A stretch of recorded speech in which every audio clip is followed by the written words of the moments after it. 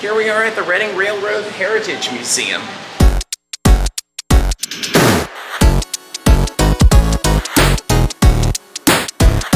It's a fine museum at that one. We're just visiting it for the first time, but we're told that it's filled with a lot of history on the railroad that that gave it such a great legacy to lead. Come with us and come and tour with us. Okay.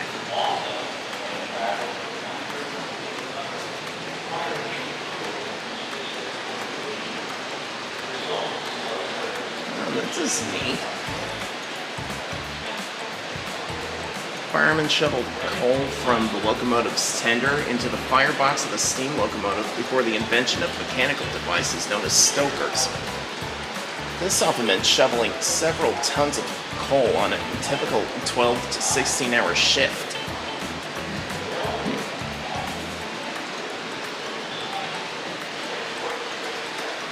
Oh, that's a neat drum. It is.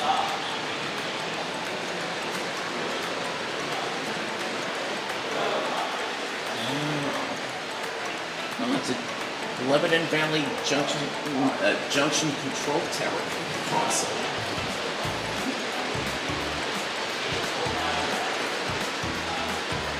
Society, culture, environment,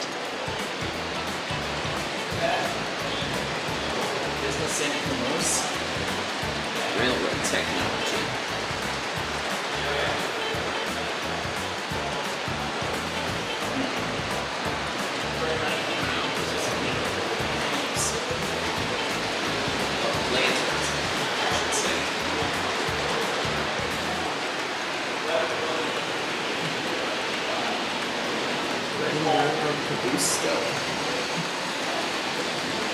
Coal stove used for heating and cooking in the caboose.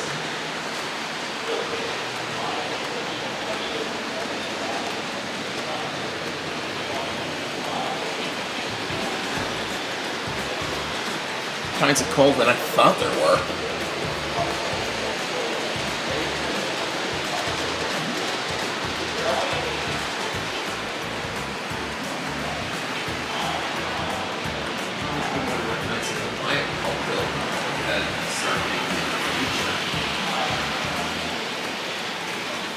Wow, look at that train.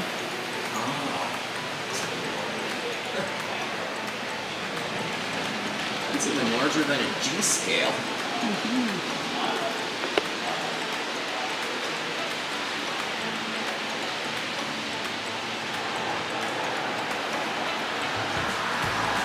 Sorry. I wonder how much money it would take to make models this size. I'm not sure.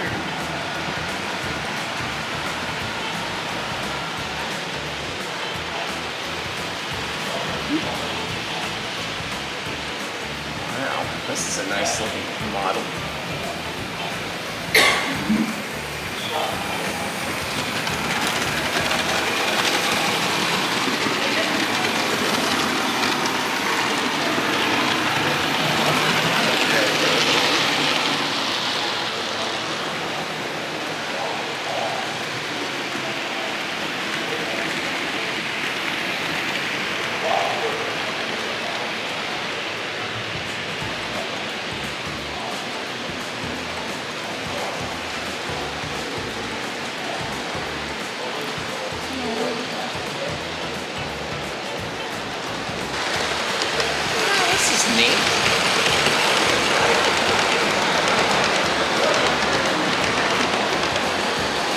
Oh, check out these pictures up here.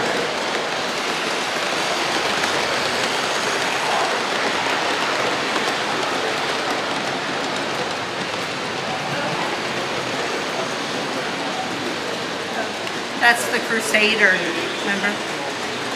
Oh, yeah. Yeah, from the movie we watched.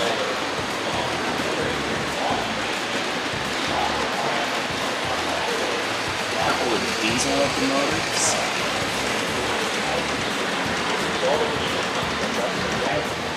Well, I think that's an articulated locomotive. Unless I'm mistaken, leave a comment if I'm wrong.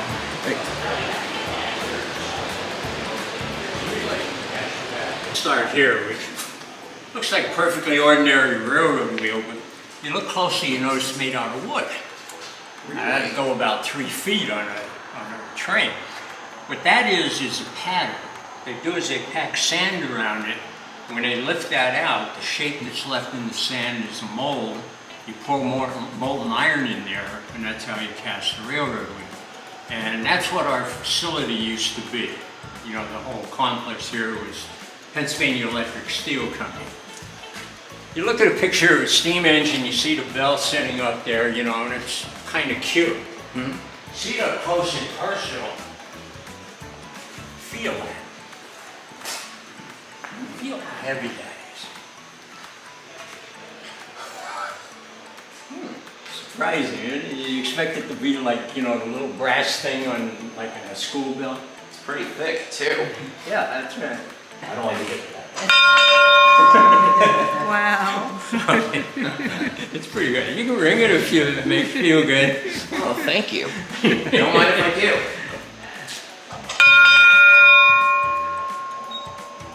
It takes like 2 guys to move. Okay, this is the first engine on the tour. This is called a GP7. This went into service in 1953. In 1953, it would have been directly replacing a steam engine. And with that in mind, I'm going to ask you, which end of that is the front? I'm guessing this one? Good guess. The F stands for front, believe it or not.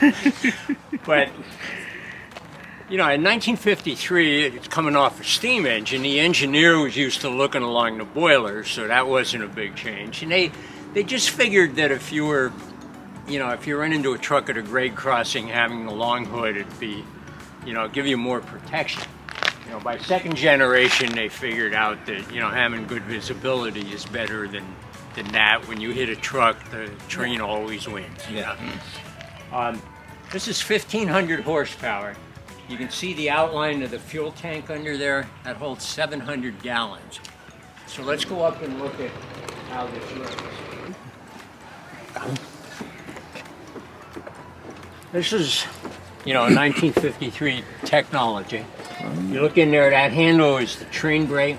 That handle is the engine brake. That gold handle is the throttle. And unlike the gas pedal in your car, that has distinct notches. There's 8 notches. See, a diesel engine is really a diesel electric. Diesel engine runs a generator. Generator makes electricity to power an electric motor on each axle, and the electric motor actually is what moves the train. So when you change a notch, you change the setting on the diesel, of course, give it more gas, but you also change the setting on the generator. You know, as you go up in speed, the voltage gets higher, the amperage gets lower, and you also physically rewire the motors. You know, they start out in series, they wind up all in parallel, and they change as you go up. You know, the handle on the left is the dynamic brake. What that does is it reverses the process. Basically, it turns the motor into a generator.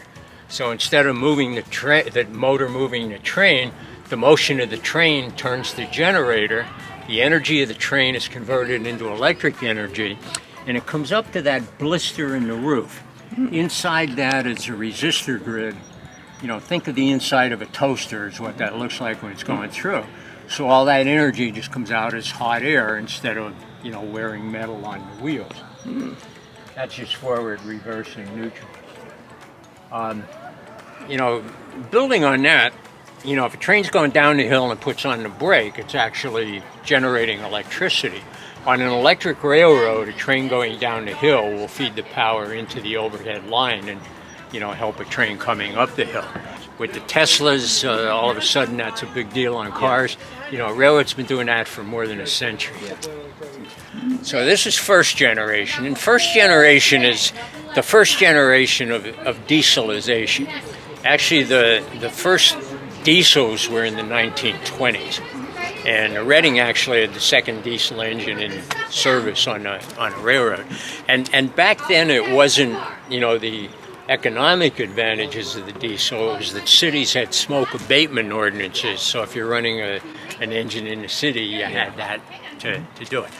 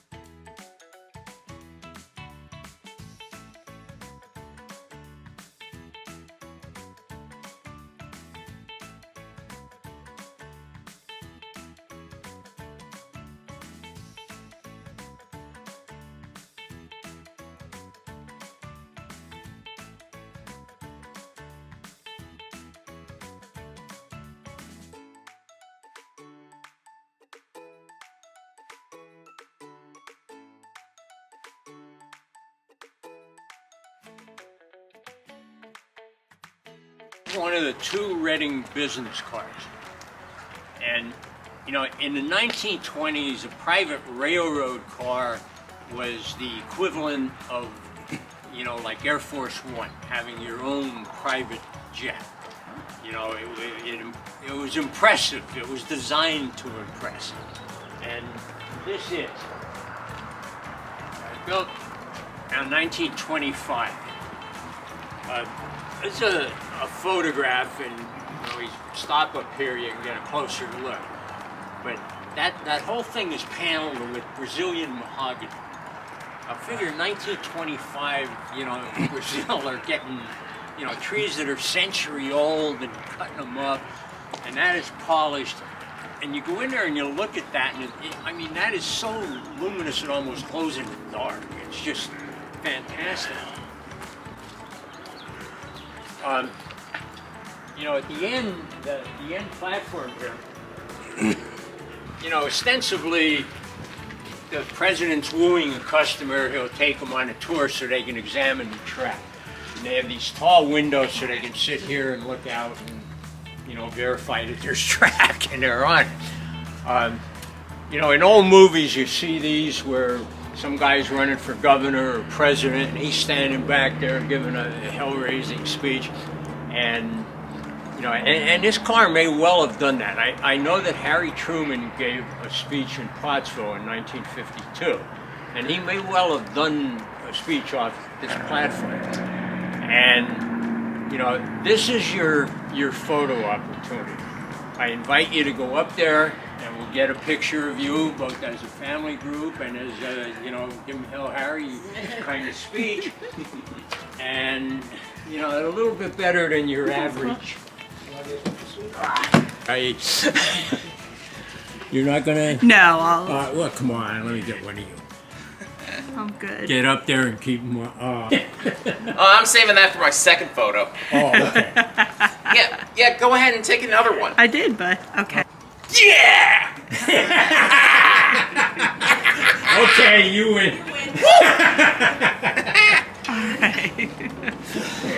This is an Alco C424. It shows what that locomotive looked like when it was in Reading service. This is second generation, 2,400 horsepower. You know, it's a little bit more than the GP 30. The best EMD could get out of that 567 was 2250, so this was the champ. And you can kind of see here how the brakes work. You know, you have an air line that goes to a cylinder. Or one of these on every truck. You know, that drives a piston that moves this bar, which pivots here, and there's another bar that goes down and connects to this bar, which jams this thing, which jams the brake shoe up against the wheel. And then up there you have a parking brake, basically. You know, you pull that pulls a chain, that pulls the bar, it duplicates the whole thing mechanically. And the reason you have that is if you park this and turn off the engine, you know, you turn off the air compressor, eventually the air will bleed away. And unless you have the mechanical pressure on it, you know, it will go loose. Maybe about 10 years ago, they had a runaway up in Canada. I think it was a bunch of hopper cars that didn't have the handbrake set, and they went down this hill and they went into a town and they burned down like 7 houses. This is our oldest diesel, 1947. Wow. This is fully operational. We use this to move stuff around. I didn't mention, but the Alco down there is also fully operational. And when that thing starts up, you know, it doesn't have like a starter motor. It starts up on air, compressed air, you know, it runs through the pistons, and it makes the weirdest sound. It's like an elephant with a gas problem.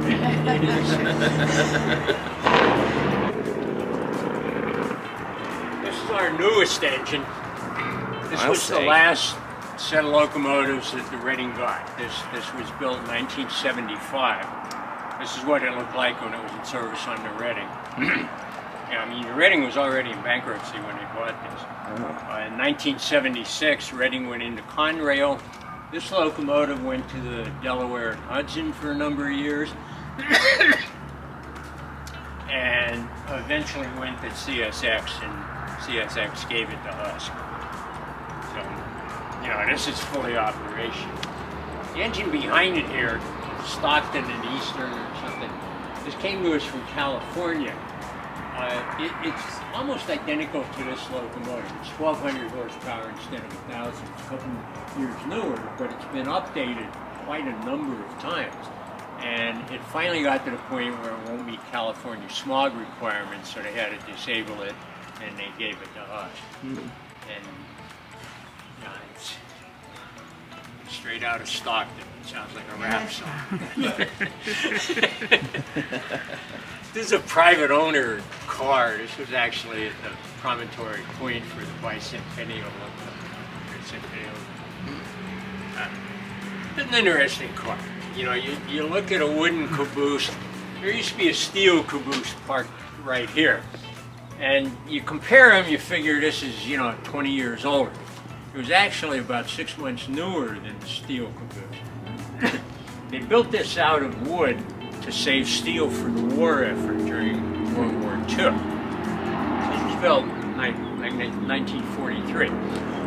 This particular car, after it was retired, when was it? Around 1969, this went to Hershey Park, and it was parked right at the entrance. And if you were a little kid and you got lost, this is where they took you until your parents reclaimed you.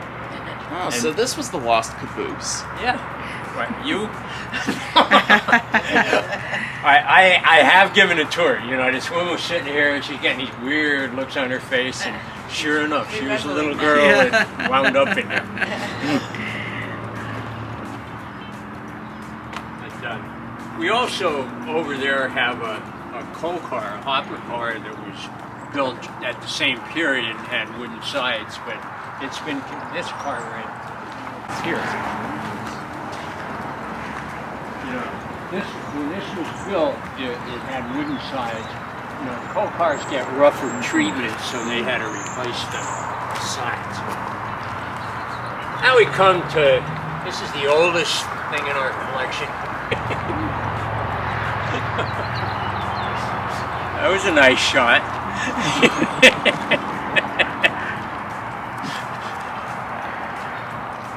His superpowers pulling locomotives, is that what that?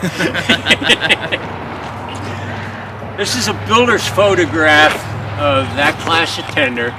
That photograph was taken in 1905. That is 117 years old. The reason that exists is one of those epic things of history. You know, back before World War II, all the oil refineries were along the East Coast, you know, Philadelphia, Newark, you know, wherever. All the oil came from Texas, Louisiana, took a ship across the Gulf of Mexico and came up the East Coast to the refineries. Beginning of World War II, the German U-boats started sinking the tanker ships. So all that oil switched to the railroads. As the war got going and there were a lot of munitions going by rail, government decided that your wreck train, which is kind of like a tow truck for railroads, had to have firefighting capability. To fight fire, you need water, but all the tank cars are carrying oil. So what they did, they look around, they see this old tender sitting there. You know, 2/3 of that carries water anyway.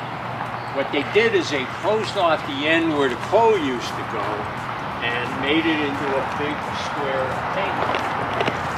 You look at this, the only non-steel part of this car is, you know, the boards under the tank. You know, that is just totally state-of-the-art for 1905. At the end of the war, when they were scrapping the steam engines, it was part of the rep train, so it didn't get scrapped. By the time they got rid of the rep train, it was, you know, a collector's item and went to a collector and eventually came to us. You can see how that beading goes around. The hole would go in there, and this big piece and everything from here on out was added when it was made into a part of the rep train. Now I'm going to go inside a caboose. We have a number of cabooses. This is our oldest. This is 1936. The one next to it was the last car that the last caboose that the Reading actually assembled in their overshot. I forgot to show you the picture of our wrecking crane in action. Oh. You can see it pulling an RS3 out of the ditch. Wow. Yeah, this is a photo of the wrecking crane in action, pulling an Alco RS3 out of the ditch. Wow. See that? It's our wrecking crane working. Okay, so this is a caboose. It's a home away from home. You have a stove which would feed the guys, and some of the guys really went to, if not gourmet, at least super diner style. Did the best, right? They could. I mean, some of the guys actually did do gourmet cooking, but it's more, you think about this, if you're out somewhere in the boonies and it's January and it's really cold and you're switching cars, and you finally come in here and this thing is glowing kind of cherry red, and the hot coffee's nice, but it just feels so nice. And I mean, they would pump this up to the point where they had to put this up to protect the glass from the radiated heat. They kept cracking windows. If you've never seen anthracite coal, this is anthracite coal, and you notice that it's shiny, where it's broken fresh. Anthracite is almost pure carbon, and probably, well, I mean, with the thing, with the coal mine shutting down and Russian-Ukrainian thing, anthracite traffic's going up, but probably more of the anthracite is used as carbon than it is for fuel. They add carbon to make iron into steel, they use it to make filtration systems, a variety of stuff. And Andy Muller and the Reading and Northern has really gone after that market and build it back up. If you want to take a piece of this for whatever, for Christmas time, I tell you to take a bunch and put it in your dad's stocking.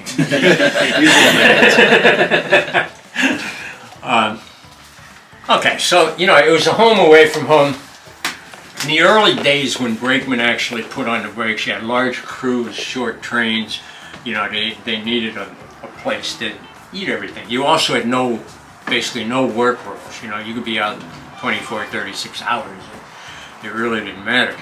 Over the years, the crews got smaller, things got more automated. When you think of a caboose, what you really think of is, the cupola. Whenever the train's in motion, the crew sits up there and they just keep an eye on things. They're looking for anything out of the ordinary, but what they're looking for mostly is what's called a hot box. If you look at the wheel there, you can see there's like a lid outside of the wheel. The axle goes under the side frame and there's a lid out here. And what you see if you open that lid is the end of the axle. And inside that is like a cup that's filled with oil, and there's a rag in there. And as this comes around, it picks up the lubrication, and the weight of the car is on the top. And it's basically just flat metal on flat metal. And they call them friction bearings, which is totally appropriate. And it's a very high friction device. If that runs out of oil, that gets hot in a hurry. It'll get hot enough that the metal will get soft, the axle will bend, you will literally have a train wreck.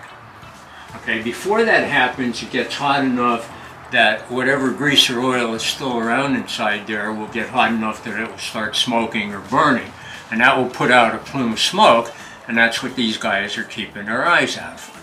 You know, if they see that plume of smoke, they'll signal the engineer, they'll stop the train. So what really spelled the end of the caboose was the introduction of roller bearings. When you went to roller bearings, you have a real reduction in the amount of friction, you know, orders of magnitude. Okay. Plus, you now have a sealed assembly, so you can afford to put in a much higher quality lubricant, and you don't have to worry about it leaking out. Plus, what they have now are infrared scanners along the track. And what they're looking for primarily is dragging equipment, but they can also read barcodes and stuff like that, and they're infrared. So if they see a problem, they will radio the yardmaster and say, you know, train such and such, car such and such, axle such and such, it's running a bit warm, you might want to replace that before you have a problem. So with the hot box gone, there was only one thing that the caboose, one safety function that the caboose still served. Why don't you come in a second. And that's monitoring brake pressure. You know, you're sitting at the end of the train. The compressed air that operates the brakes comes from the engine. You know, each car has pipes and they're connected by hoses and couplings. And, you know, you're at the end of the train. And the way brakes work on a train, you know, you have the train line with the compressed air that operates the brakes. Each car has a triple valve and a reservoir. If the train line pressure is higher than the reservoir, it charges the reservoir. If the reservoir pressure is higher than the train line, the difference between them is applied to the brake cylinders. So if you want to put the brakes on a little bit, what you do is you just blow air out of the train line. That lowers the pressure, the brakes come on real gently. Idea behind it is if the train comes apart, the hoses come apart, the train line goes to zero, and every car in the train gets the full reservoir pressure applied to the brakes instantaneously, automatically. You know, it's a fail-safe system. Okay. So if you have a leak, you know, the brakes will come on very gently, and they'll come on, you know, depending on the leak, they'll come on gently enough you won't even notice it. And, you know, the air will steadily go down without really slowing the train down much. And, you know, eventually when you do want the brakes, you don't have enough air pressure to work. So one of the conductor's main tasks is to keep an eye on his brake pressure. You know, if he sees that going down, he'll radio the engineer, they'll stop the train, and, you know, usually it's a blown hose, and they will, you know, they carry spare hoses. This fits into the coupler on the last car of the train, connects into the air line, the brake line, you know, just as if it were a normal car. It has instrumentation in here that measures the brake pressure. It radios that up to the engineer and lets him know his train's together. And then it has a strobe light that just tells the rest of the world it's the end of the train, please don't run into me. And, you know, nowadays the whole thing is not much bigger than this part, but, you know, they still have those, and you've seen those. And these have a lot of names, but my personal favorite, they're called FREDs. You know what that stands for? It's a flashing rear end device. This is the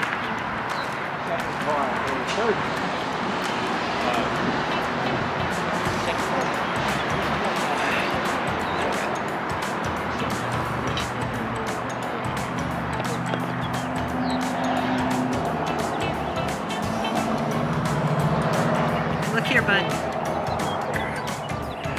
All right.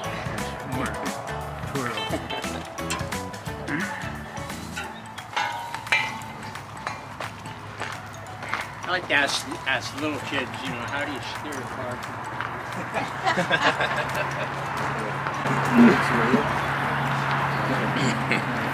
I always assumed that was for the brakes. Yeah. You can, you know, clearly see how that all goes together. You know, if you lift this lid, you see the end of the axle. This thing's full of oil. There's a rag in there. You know, that's the piston that drives the brakes. You see how it's got rods that go and there's brakes on each axle. This is the triple valve, and then back there is the big tank that's the reservoir. Okay, here's the next item. It's called a slug. What they do is they take an old engine that's past its prime, take out every, you know, the engine and anything that's useful, but they leave the traction motors on the axle. They wire those so you can connect it to another locomotive, as in this picture. You need horsepower to go fast. If you go slow, what you usually want is torque. So, as long as you don't go very fast, that locomotive can easily supply all those electric motors. So you get the pulling power of this locomotive in addition to that, and the maintenance expense of that. This used to be a Fairbanks-Morse Trainmaster. Fairbanks-Morse made diesel engines for American submarines during World War II. At the end of the war, they figured, well, that's going to be a dying market, so they came out with a line of locomotives. And, you know, first-generation diesels, they're very good things. The engine they had was very compact. It was an opposed piston design, extremely reliable, as you'd expect being on a submarine. But the opposed piston design, when you put it into a locomotive, certain routine maintenance was kind of difficult, and that was the major rap that I heard against it.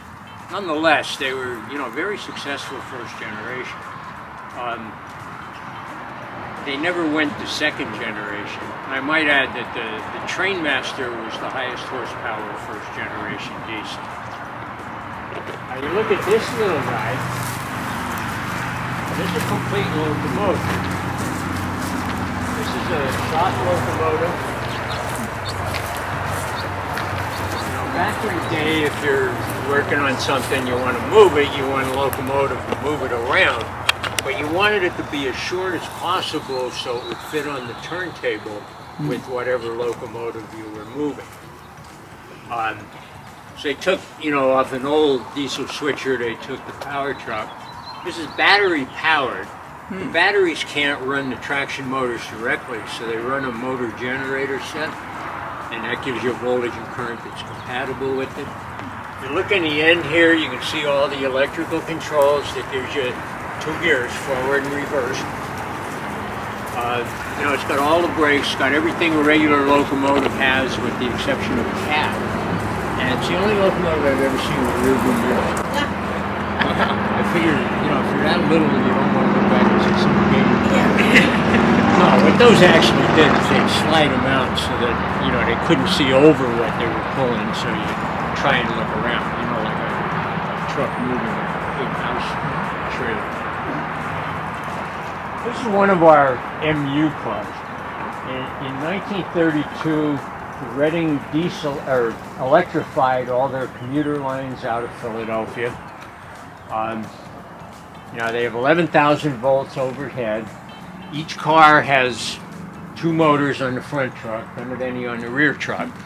The idea is, since each car has its own motor, you know, the length of the train can be whatever you want it to be. You don't have to worry about the size of the locomotive. So, you know, during the night you have 1 car running. During rush hour you might have 10 or 12 cars in a train. The bar along the top and this bumper thing at the end, they go together and they electrically connect all the cars in the train. And by doing that, you know, 1 pantograph can easily collect enough electricity to power all the cars in the train. And doing it that way reduced the wear on the overhead wire. It was worth the effort. We picked up like 18 of these. You look up there and you can see the black roofs there are mostly converted cars of this type. We turn them into coaches. This will eventually be our museum piece. I won't tell you what I usually joke in that answer, but They just had like a blanket that went over that acted as an air filter for the air that was being used inside to get the dust out of it. I thought it would be for animals or something. That's what. Little chicken coop. Yeah, that's what I It's thought. turbos. What? Turbos. Yes. You also notice the pilot on this car. You know, it's the cow catcher off the old things. They made those out of old boiler tubes that had to get replaced.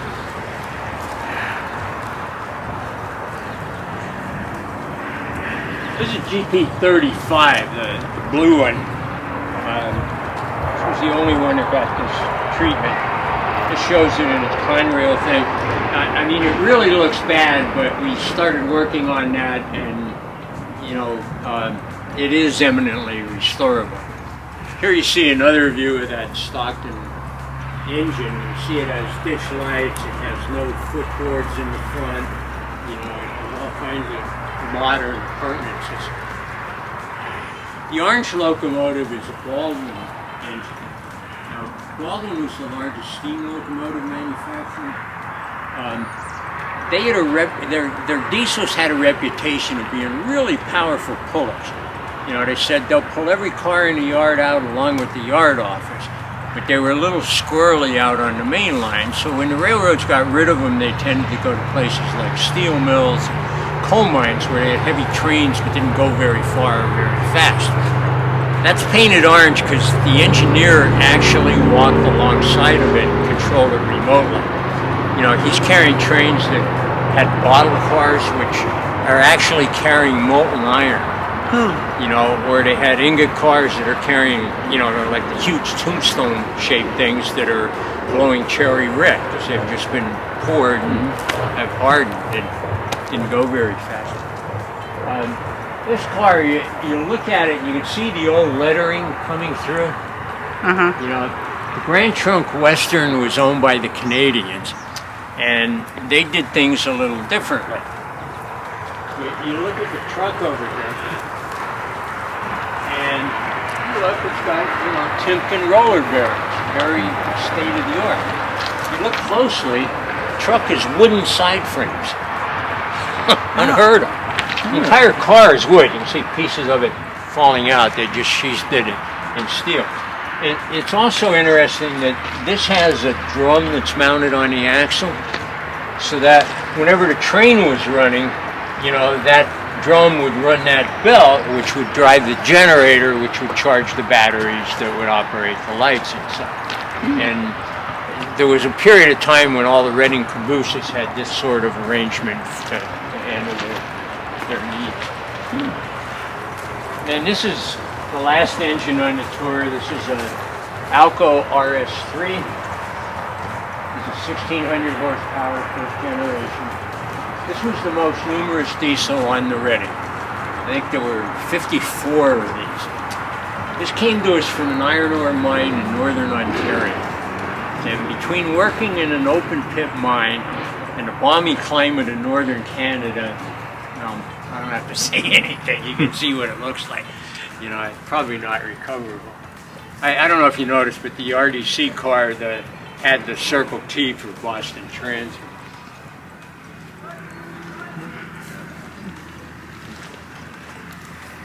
You know, it's also interesting to compare these two cars. You know, they look virtually identical. You look, that has roller-bearing trucks. This is rated at 70 tons. That's rated at 100-ton capacity. You know, it's just better construction, bigger bearings, all of that.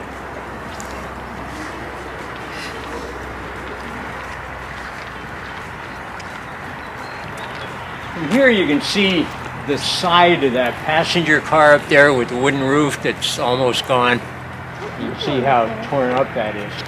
That used to be part of the Reading work train. These cars here were the Reading work train that replaced those cars. That's the wreckmaster's office. That has facilities to feed the men. It has, you know, first aid facilities.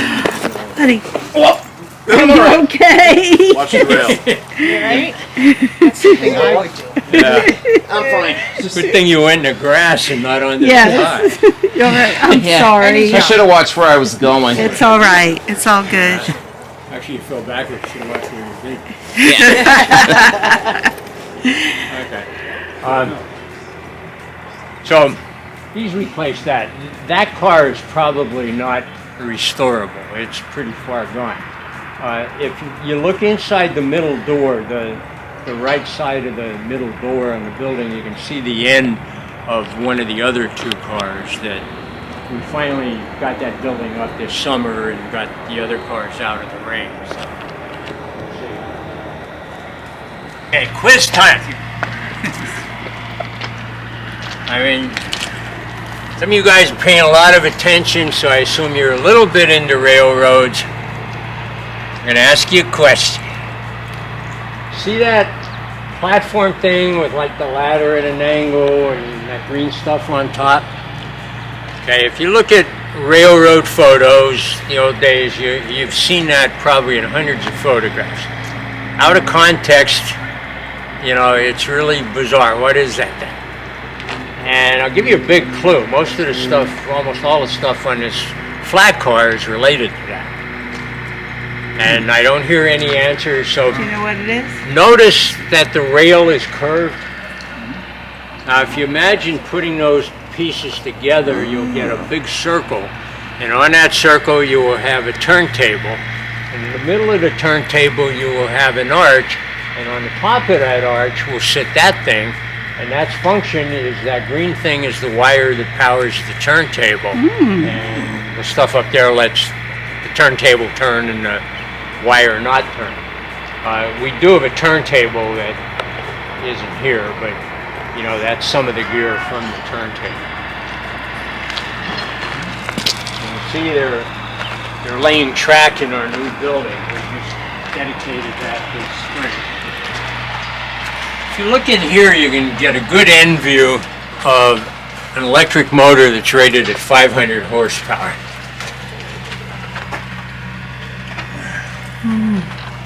And if you look at it from like in here, you can see how the motor is offset from the axle.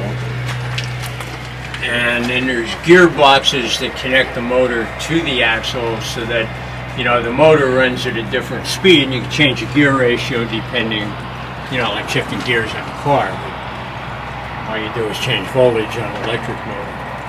And it isn't clear, but this thing, there'd be a hose that would run up somewhere, and what this does is it squirts sand under the wheel so that it doesn't spin the wheel as much, you know, if it's raining or snowing or you have wet leaves on the track.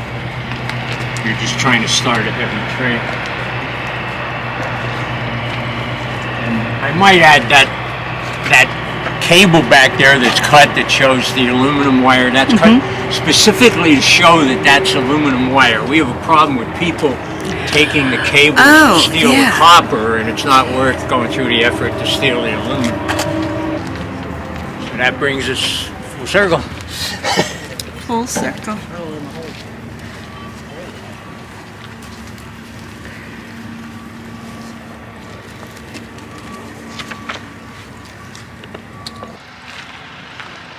I think he said this was their parade train. Yeah, I was about to say. Yeah. So this is their parade locomotive.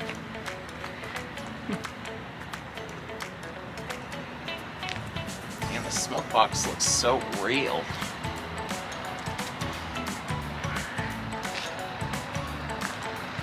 It's got wheels.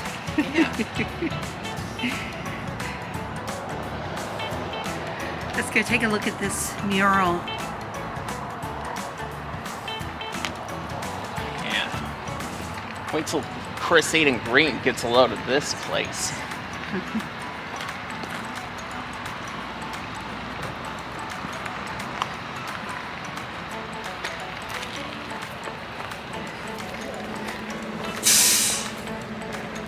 Why don't you...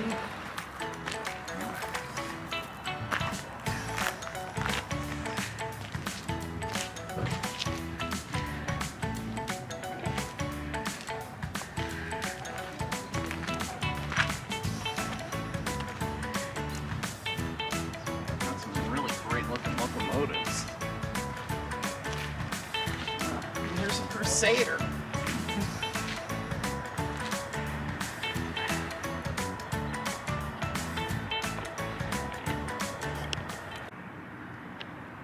I hope you guys enjoyed our tour of this museum, and if you're new to this channel and like what you see, be sure to hit that like button and subscribe for more great content like this.